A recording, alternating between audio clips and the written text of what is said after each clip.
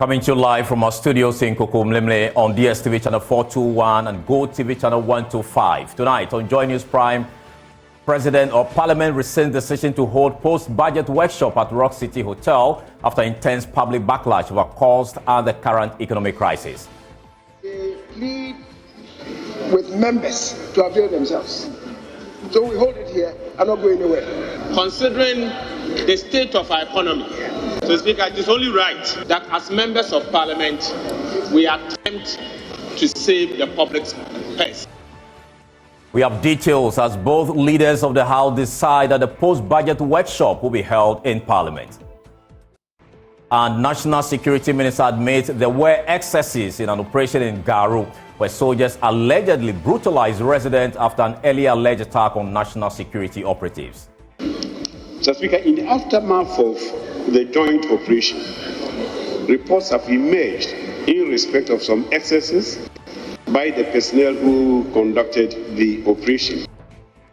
More from Parliament, where MP has been demanding compensation to victims, revealing one of the persons who was brutalized has died. And negotiations for pay for the 2024 commences with organized labor pushing for an alleged 70% rate over government makes an initial offer of 15%. We have details from the very meeting today.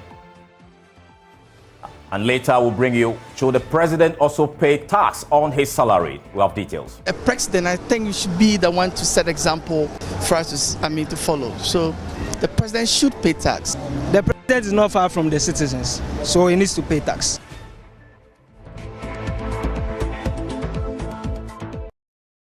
Thank you so much for joining us here on Joy News Prime. Let's begin from Parliament, where the House has beat a U-turn after intense public backlash over a decision to hold a post-budget workshop at the Rock City Hotel in Kwewu. Now, members of Parliament were set to travel and stay at Rock City for 3 days for the workshop, but NDC MP for Boem raised the issue on the floor, fighting the decision because of the cost implications. Now, Joy News spoke to a cross-section of Ghanaians who called on Parliament to abandon the Rock City plan. But today's Speaker of Parliament, Alban Bagbin, explained that the cost to Parliament to host the event at Rock City Hotel was so high compared to other facilities in the country. Any objective person and any patriot looking at the report as a guide will not say the post-budget workshop be held at Rock City. The copy is there for everybody to come and look and read. The details are here. And as a speaker, I will not shortchange the interests of the country just because Honorable Brian Achampong is my friend. I won't do that. Please, I'm not talking about people attending or not attending. I'm talking about the right decision. And so, Honorable Member, I can identify you.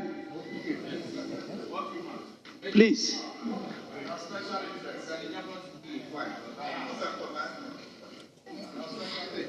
You don't interrupt the speaker when he's speaking.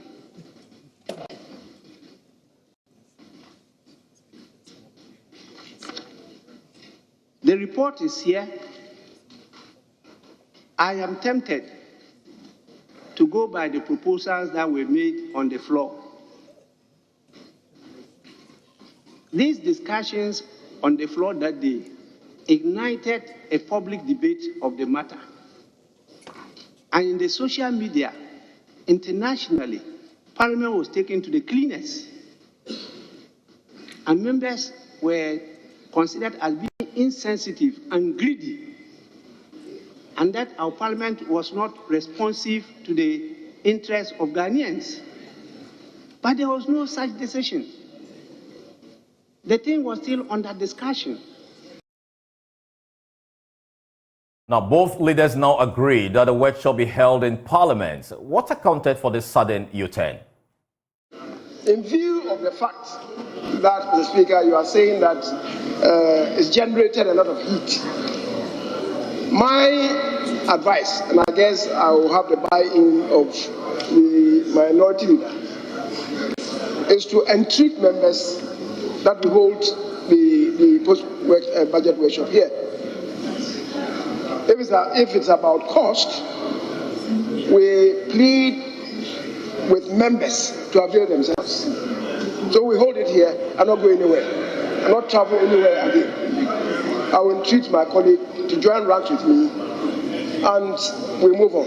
The Honourable MP for Buem, the Honourable Kofi Adams, has indicated publicly that there is the need for Ghana's Parliament to consider holding the post-budget workshop here. So, Speaker, he said this in good faith, considering the mood of the country, considering the state of our economy. So, Speaker, it is only right that as members of Parliament, we attempt to save the public's purse. So, Speaker, I support the call from the Honourable Member from Buem, the Honourable Kofi Adams, that the post-budget workshop should be held here. So, Speaker, this is particularly important. This is particularly important because, Speaker, clearly, we have to save the country from further expenditures. So, Speaker, I'm urging colleagues that in as much as we are holding the post-budget workshops here, members must also ensure that they attend. They must attend, and we should all participate fully. So, Speaker, oftentimes when you hold workshops here, members do not participate properly. And so, Mr. Speaker, I'm pleading with colleagues that we should all endeavor to participate and concentrate throughout the post-budget workshop while we hold it here. Now, the Speaker then made a ruling on the matter. I believe that democracy has finally decided, and the people have prevailed on their representatives to decide that this year's post-budget workshop be held here in Parliament. Honourable members, it is so decided. But reporting will definitely be Saturday early in the morning, and we'll use the floor of the House as the main conference room. But the other conference rooms will serve for side workshops, and the model has changed. We are now not going to listen to lectures from experts. It will not be lectures. It will be training of trainers. Now, Member of Parliament for Buem, Kofi Adams, says he feels vindicated. We have been elected to work basically in the House, and this is where we are so comfortable with. This where we are used to. We know every terrain here, and so having a workshop here is not out of the place at all. And so I am happy for it. I did call for it on Friday. The Deputy Majority Leader disagreed with me. Today, the issue was revisited, and I think the House adapted my position and agreed that we will have to have it here. And I'm happy for it. For once, we will be able to demonstrate to the admiration of all that members of Parliament are actually very responsible, and they can be here and have the workshop done successfully. And when we call for cost-cutting, initiatives and processes, we mean it, because we are leading by example ourselves. Someone is saying that you made this call out of partisan standings and not truly from your heart. You were trying to gain some points for your side. How do you respond to that? I don't see what is about gaining points. This has always been asked. This is not the first time that we would have called for this. And you remember, even whilst we were in power, many executive activities and workshops were actually done at Gimpa. So it is something that the NDC generally is known for. It's known for prudence. And so it's not out of place that this push will be coming from us. We noted for prudence. And I did not do it just say to spite anybody politically, no. But that is us. And so every time NDC is in power, as much as possible, where we can cut costs, we always do it. Don't forget that President Mahama had caused to integrate some ministries. The Ministry of Information and Ministry of Communication was put together with one minister and two deputies managing it. These are all cost-cutting initiatives that we did. Even at the time we were not having DDEPs and we were not defaulting in our debt repayment, we thought it necessary to save cost for this country. So naturally, that is what NDC does. We save money and put it into very important areas. So it is something that we do always. So nobody should take it like we are just saying it. We don't just say it, but we've lived it before, and so it comes naturally. Well, the truth is that at all times, you hardly will get all members of parliament present and attending to business at the same time, one particular business. The only time you can get all members is usually on the 6th of January, midnight, after a general elections. That one, all of us assemble to be sworn in or to elect a speaker and to be sworn in. Now, away from Parliament, labor unions are pushing for 75.1% increase in base pay for the year percent rate, while government makes an initial offer of 15%. Government agreed to pay a 30% increment, down from the initial 120% in 2023 after weeks of negotiations. Now, we have details from this year's negotiations, but first, my colleague Kofi Ajay joins me in studio with details of what has transpired in previous years. So let's start with the figures. Do we know how different is the pay, the base pay, and then the minimum wage? So, Carlos, the minimum wage is actually what influences the base pay plus other factors. So what we know is that the minimum wage has increased from that 4 cedis 48 pesos in 2012 to now, I think 14 cedis 88 pesos. So with that minimum wage plus other factors such as inflation and depreciation of the cedi and living standards, government comes up with what we call the base pay for workers. And if you look at what we have on the smart wall right now, you can see the base pay from 2022 to what labor is actually looking for in 2024. Let's go to 2023 when labor was demanding somewhere around 120% increment. They went to the negotiation table with government, and government told them we cannot afford 120%. Labor came down to between 60 and 65.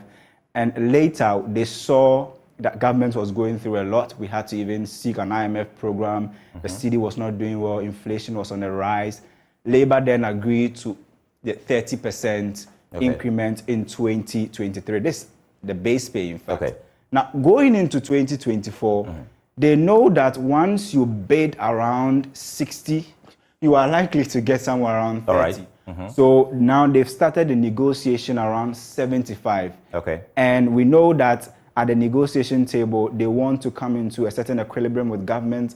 Government is still quoting 15%, but Labour is saying the best we can do for you currently is to move from that 65%, 75% to now between 60 to 65.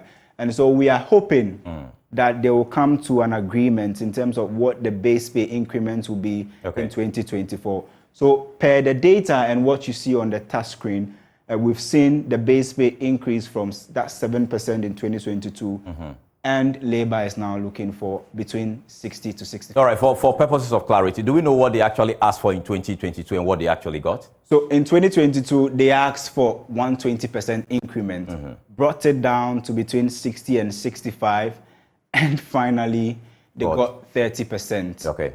Now, in 2022, it was not the 7% that they actually started with.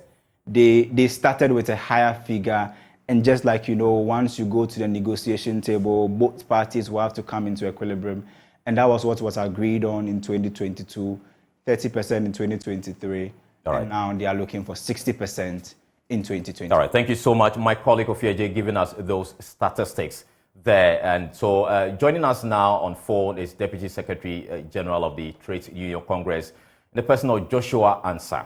Joshua, if you can hear me, clarify for us your initial demand and how far you're actually willing to go.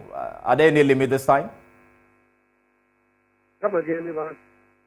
I'm asking if you can clarify your initial demands for us and how far you are willing to go.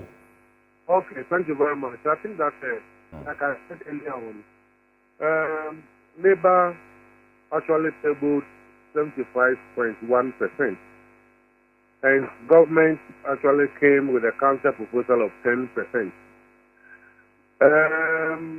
During the negotiations back and forth, government moved to 15% and the Labour also moved down to 60%. So we are now at 60% as against government 15%.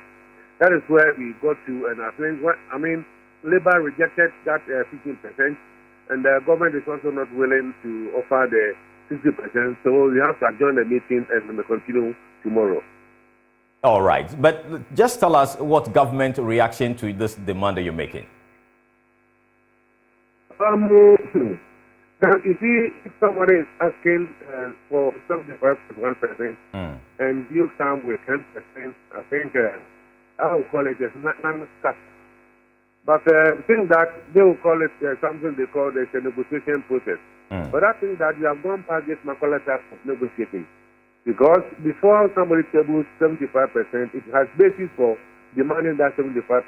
Inflation is passed, cost of living is passed, and the proposed expected inflation is also passed.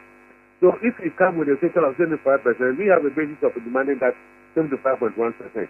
So if as government you also want to come with a counter proposal, I think they are talking about ability to pay the economic side, no money and so on and so forth. But you have made them to understand that kind of rhetoric you are not going to entertain it, because every year when it comes to the table, we hear the same stories, the economy is not good, the IMF, and this and that. So I think that tomorrow organized labor leadership will meet in the caucus, and I think that you will actually take a decision on our fallback position for the negotiations to be concluded. All right, thank you so much for speaking to us here. Joshua Ansah is the Deputy Secretary General of the TUC.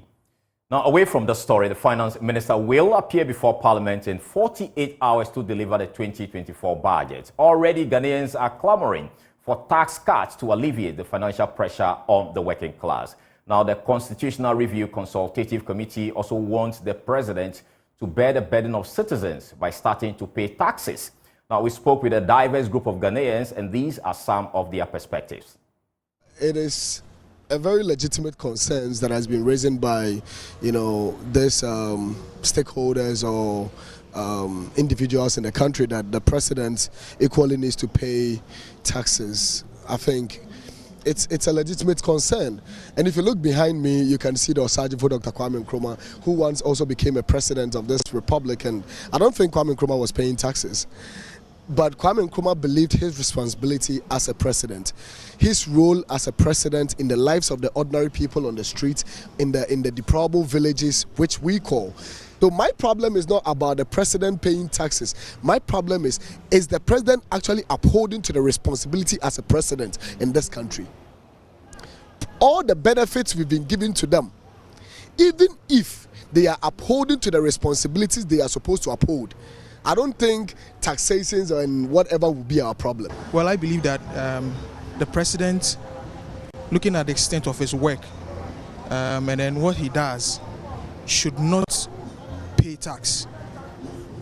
Yes, because his extent of work, what he does, thinking of the whole nation and all that, I don't believe he should pay tax. But then, that is why we picked him as a leader. Looking at the platonic suggestion of leadership, a leader should be somebody who should be protected and then should be kept and then go through thorough teaching, so that all he does is that he should put things together and put things right. So basically, I think that if you're a good citizen, you should set an example for the nation or your citizenry to follow, all right? So being a president, I think you should be the one to set example for us to follow. So the president should pay tax. Well, I never knew that the president doesn't pay tax. So if you said it right now, I think the president should pay tax. Seriously, because they get everything for free. And for me, it's wrong. Since they are being paid, they don't need to get things for free. They have to pay everything. Because as a normal Ghanaians, we are being paid, we are paying our tax, look at the shops and everything. So the president is not far from the citizens, so he needs to pay tax. Well, what do you also think about this particular subject? You can share your views with us on our social media handles. Now, away from that story, National Security Minister Albert Kandapa has admitted the military engaged in excesses when they stormed Garu after some national security operatives were allegedly attacked by residents. Now, the MP for the area have been demanding a parliamentary probe after residents were allegedly brutalized by military men deployed to the area. Now, delivering a statement in Parliament on the matter, Kandapa told MPs, despite the admitted excesses, he's unable to tell the House more because the matter is currently before court. Mr. Speaker, in many other jurisdictions, such attacks on security personnel in the course of their legitimate duties would be classified as an attack on the state. Mr. Speaker, subsequent to all this, on Saturday, October 28, 2023, the Ministry of National Security and the Ghana Armed Forces conducted a joint operation in Garu to seize weapons used by the Irish youth groups to attack the national security personnel. Mr. Speaker, in the aftermath of the joint operation, reports have emerged in respect of some excesses by the personnel who conducted the operation. Mr. Speaker, this aspect of the matter is currently before the court. It would therefore be inappropriate for me to comment on the matter as it would amount to contempt of court. That said, however, I would like to urge honorable members of the House to please exercise circumspection in discussing the matter for some three reasons. First, Mr. Speaker, because of the dire security situation we are confronted with in Boko as a result of the existing ethnic conflict in that area. Second, because of counter-terrorism operations going on in the area. And third, Mr. Speaker, because of the need to not to demotivate and demoralize our state security personnel. Now, about MP for Garu, Albert Alal-Zuga, who reiterated his quest for a parliamentary probe, demanded compensation for victims. He also revealed that one of the victims has died after his car was broken. The way the military behaved in Garu, several people have broken arms and broken legs. The one who died, according to the autopsy report, he had a broken skull and two broken ribs. Honorable Minister, if this is how military retrieve arms, and we want to know, like you said, it's in the court, and we are all eager to hear. We want to find out how many arms that were retrieved from Garu and Bugri, if there is any at all. I think that the Minister and National Security, the architecture, I can't question the way you are. People of Garu and Tempani and Bugri, we are heartbroken, and we call on the Minister, we call on Parliament to launch a full-scale investigation into this, a probe, and let the facts be known to Ghanaians. Because this military approach of always beating people mercilessly is one too many in the country. And I don't think that is how. The other thing I want to call on government to do is to ensure that military is not trained for internal security. That is not their work. And so if you use them to do the wrong exercise, they will give you wrong results. Now, Minority spokesperson on Defense and Interior, James Agaga, addressing journalists, described the action of the military as collective punishment. He also demanded to know who gave the order for the military to be deployed. Decide that we're going to subject an entire village, an entire district, two districts to torture, inhumane treatment. That is the notion of collective punishment. That notion has become very archaic and has no place under a constitutional dispensation such as ours. So the gross abuse of the rights of the people of Garu, Bugri, and Timpani is what we are talking about. Number two, the abuse of our armed forces is something that must attract the attention of all of us, particularly you, the media. You see, if you listen to the facts carefully, when somebody allegedly fired at the Land Cruiser belonging to National Security, it was the local police in Garu who managed to contain the situation because they returned fire and the crowd that had massed up at the police station dispersed. What does that tell you? It simply means that the police on the ground were able to contain the situation. So why was it necessary to call in the military, which then stormed the area, raided the area a day or so after, and visited brutalities on the people? The military are not trained for such operations, internal security operations. So when you abuse them by deploying them to deal with a situation such as we experienced in Garu, you are bound to have brutalities. So just as we condemn the armed forces for meting out brutalities to the people of Garu, we are also interested in knowing who gave the order for the deployment of the military.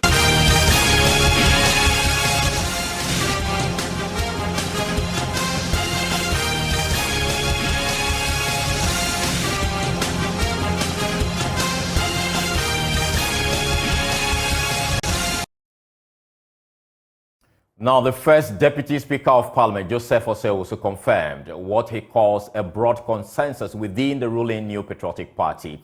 The Vice President, Dr. Mahamudu Bawumia, the party's flag bearer, must choose his running mate from the Ashanti region.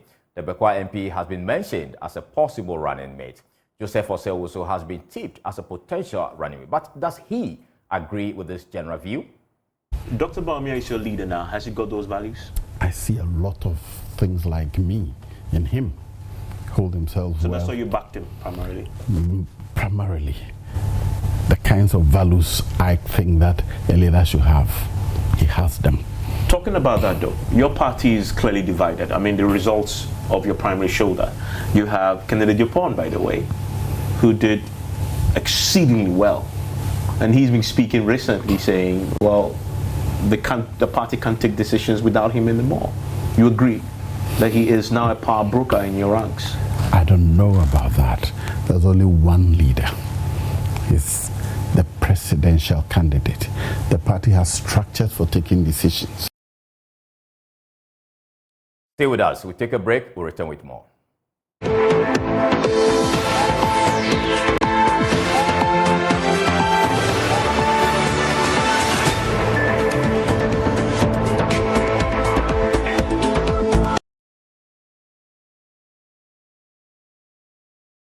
Welcome back and thank you so much for staying with us. We have good news. The big potholes at Kolebu Junction have now been repaired. It may be recalled that Joy News highlighted this stretch in the first edition of the Ghana Pothole exhibition. But before we get to the good news, let's take a trip down the memory lane.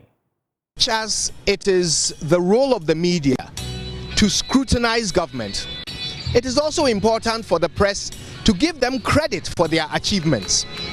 Now, one particular achievement for which the press has failed woefully in an unjust, unfair, and unsportsmanlike manner to give government credit for is this: our potholes. Yes, sir.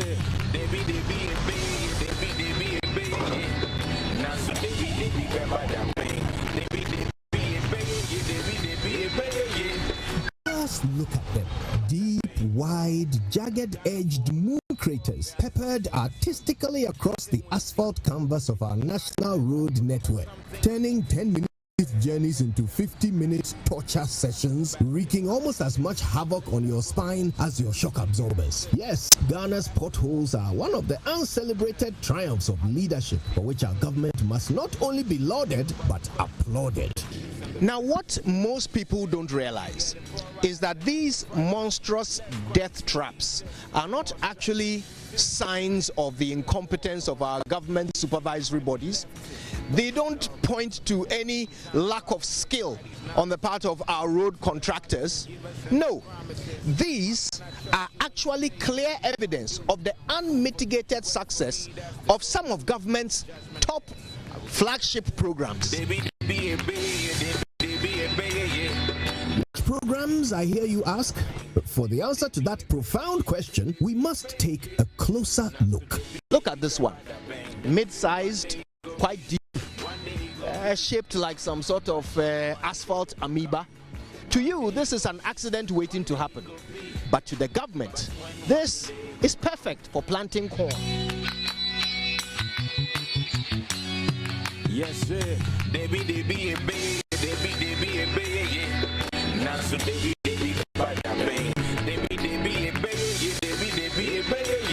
And it's not just good for planting corn. Potholes are perfect for rice plantation. Ghana for there are some show some. Tomatoes. Things need to be said and even cocoa. As the rainy season approaches, the true value of these potholes becomes apparent. They are perfect for a farmer in planting for food and jobs. So there you have it. If you have ever wondered why some of these potholes you see on virtually every road in this country of ours never get fixed, well, now you know. And that is not the only flagship program that government is delivering to rip-roaring success with these cherished and beloved potholes.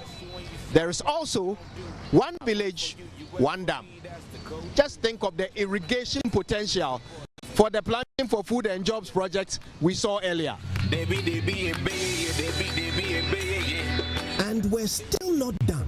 Look at this. Look at the deadly jagged edge of this particular beauty, shaped like the fangs of a village witch. Now, let's measure the depth. Some things need to be said and What do you think happens when your car hits this pothole at speed? Obviously, you immediately need spare parts. After a few encounters, a whole new car. If government is able to maintain a few of these widow-making potholes across the country, just think of what it will do for the automotive industry. One district, one factory. So the next time you feel like throwing your hands up in despair at the state of our roads, the next time you wonder why government keeps throwing money at incompetent contractors to construct roads which after 3 months will break out in potholes like a prepubescent teenager's face breaks out in pimples, just remember that these are the evidence of your government's stellar performance. Why would they cover them up? Reporting from Ahaya Kwahu, my name is Kojo Yankson. Yes, sir. Interesting there, isn't it? Well, according to Jacqueline and Somayabua, the potholes have been repaired and commuters are grateful, but they would like the government to do a better job. Well, 5 months ago, Joy News shed light on the perilous state of potholes in Ghana.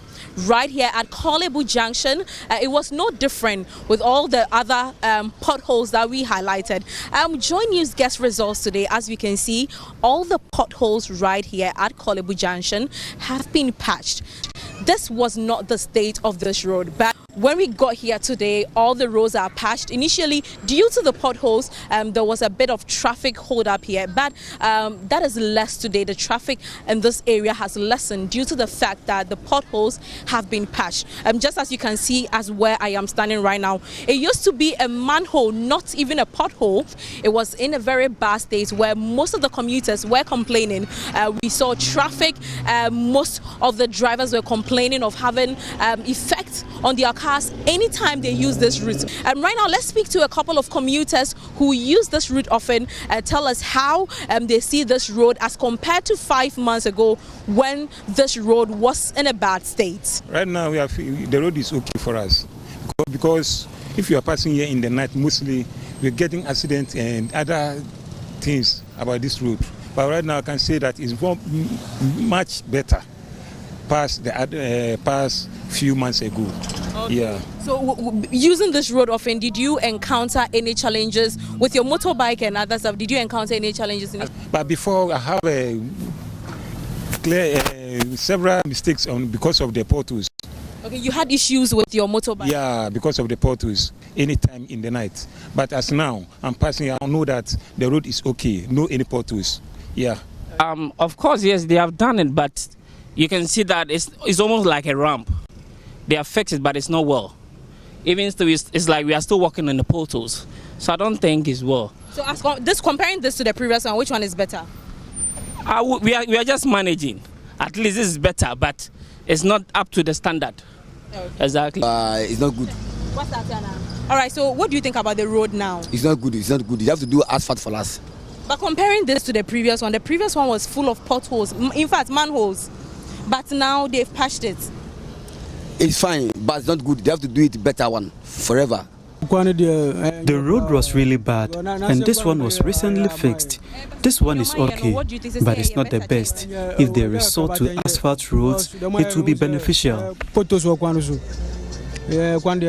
The road has indeed been fixed, but it's not all that smooth. The road doesn't seem balanced. The hospital is just close by, and anytime you drive a patient, especially the pregnant ones, it is risky. Well, the citizens have spoken, sharing their opinion about this newly repatched road. Well, they are seeking for an extra intervention by the government in constructing this road. They believe that when it comes to this newly reconstructed road, they are seeking for an asphalt road. And moving forward, we hope that this wouldn't be the last that Joy News gets results when it comes to our potholes exhibition. We have a lot of potholes in Ghana that are yet to be fixed. Right here at Kolebu Junction, I am Jacqueline Ansmaya reporting for Joy News.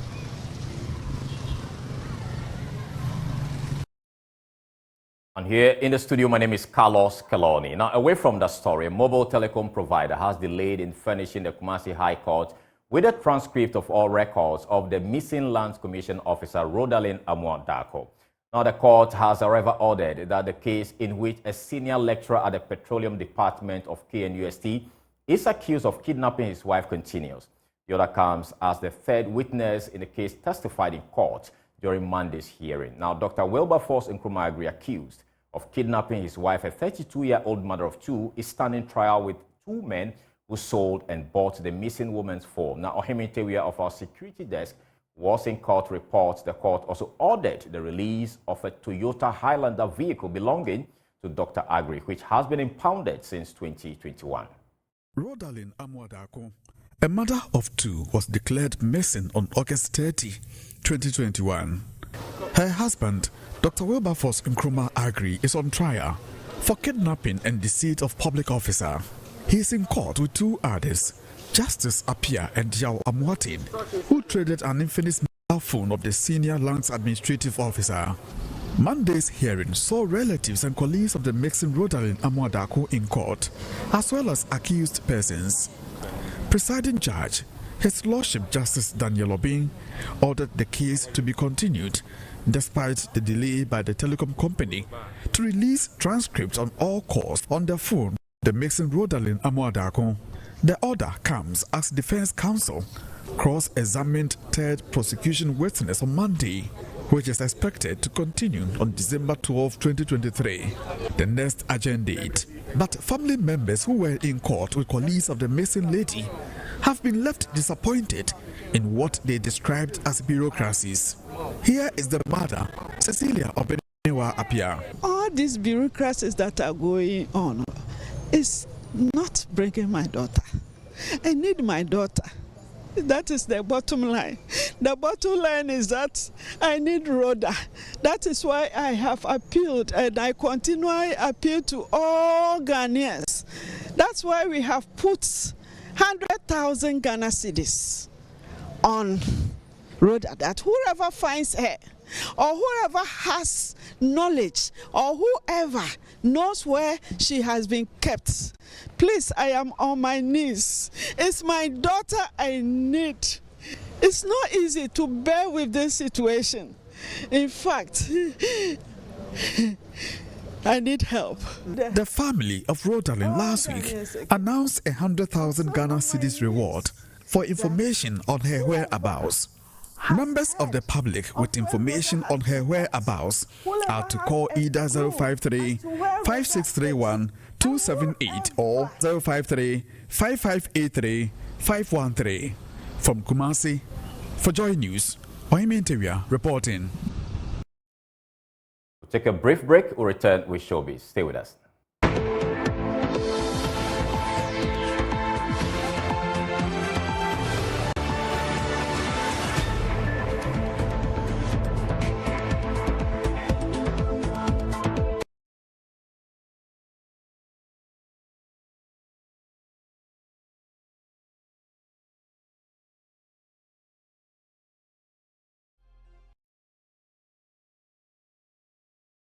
Welcome back, and thank you so much for staying with us. My colleague JQ joins me in studio with Showbiz. What do we have? Share with us. Well, Carlos, we have a lot. How was your weekend, by the way? I was still working. Saturday I was in Mepe. Yesterday I was in Mepe. Well, yeah. Quite boring. Next weekend you should step out. But for today, in a recent interview on Hits FM, Ghanaian Afro singer Raphael Kofi Atachi, popularly known as Kamido, has emphasized the importance of Ghanaians actively promoting their music globally for potential Grammy nominations. Well, we hope to see him at the Grammys next year. Sure.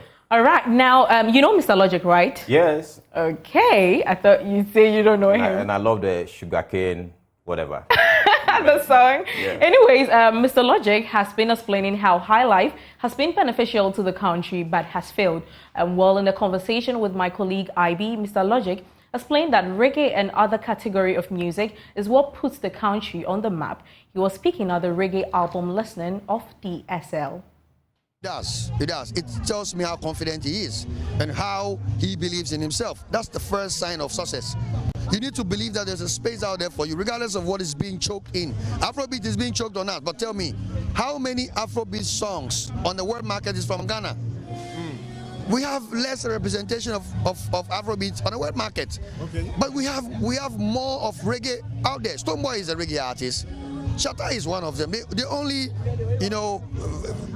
mix and blend sometimes Afrobeat, a little bit of high life and all that. These guys are reggae. Samini is a reggae dancer. He took the first mobile. Look, I can tell you, IB, high life has done nothing for this country.